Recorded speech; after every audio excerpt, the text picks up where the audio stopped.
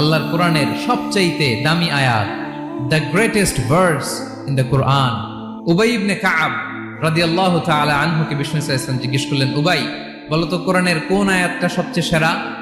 উবাই জানেন, তারপরে বললেন আল্লাহু ওয়া রাসূলুহু আ'লাম, আল্লাহ আল্লাহ রাসূল ভালো জানেন। দেখেন কত বিনয়ী ছিলেন সাহাবারা, জেনেও উত্তর দিতে চাইতেন না, ভাবতেন না জানি বিষ্ণুনবী নতুন কিছু আমাদেরকে জানায়। বিষ্ণুনবী আবার বললেন, তুমি কি জানো কোরআনের সবচেয়ে শ্রেষ্ঠ আয়াত কোনটা?